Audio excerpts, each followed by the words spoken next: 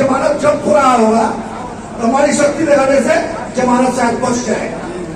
विजय की तो कोई कल्पना ही नहीं की जा सकती है और ये मैं पूरी तरह से बात को जानता भी हूं और उसको मैं झुठला भी नहीं सकता।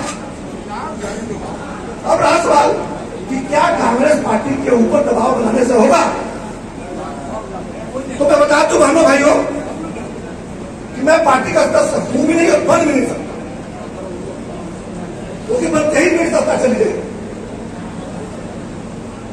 जो मैं विधान परिषद सदस्य हूं, पहले रिजाइन करना पड़ेगा तभी कोई दल ज्वाइन कर सकते हैं, लेकिन मेरी पत्नी के ऊपर बाध्यता नहीं है, तो उनको मैं दल ज्वाइन करवा सकता हूं, कठिन काम नहीं है। और वो जीत कर जाएंगी तो एक अच्छे सांसद के रूप में, उनके प्रतिनिधि के रूप में मैं आपके बीच में काम करूंगा, क्योंकि मैं यही रहता हूं, मेरी पत्नी में अधिकांश समय यही रहती है।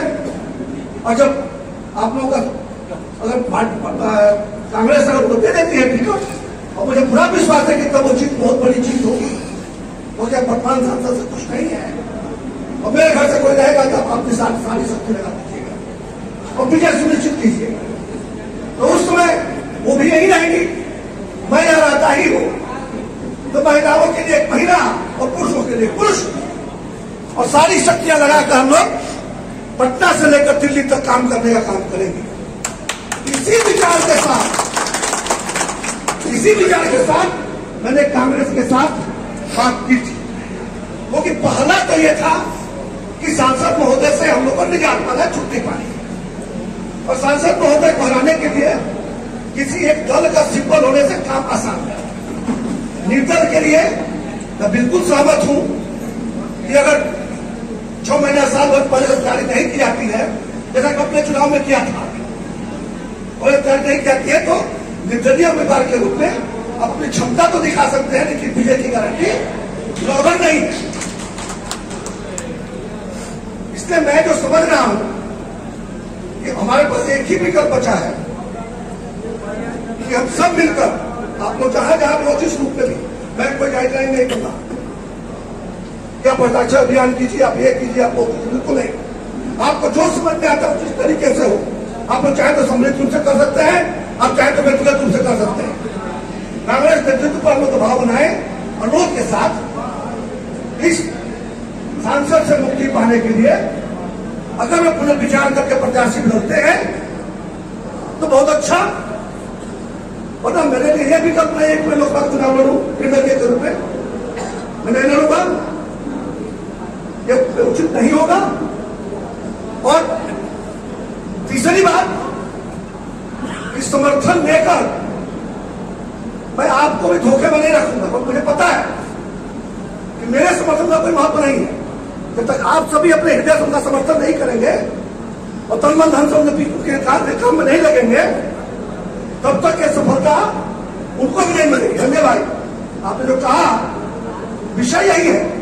अगर आज मेरे कहने से सारे लोग, अब बहुत लोग नहीं आ पाए हैं, फेसबुक लाइव पर कमेंट कर रहे हैं, किसी कारण से नहीं आए हैं, कुछ तो बीमार है, किसी के घर में कोई और काम है, ऐसे हजारों की संख्या में हमारे मित्र हैं, वो हमारे लिए तो तन मन धन लगाते हैं, लेकिन यदि मैं किसी को समर्थन दूं तो शायद मेरे सामने कहेंगे कि मदद कर रहे हैं, लेकिन वो उदासीन होंगे, मैं दिखाने के लिए रहेंगे लेकिन काम नहीं करेंगे।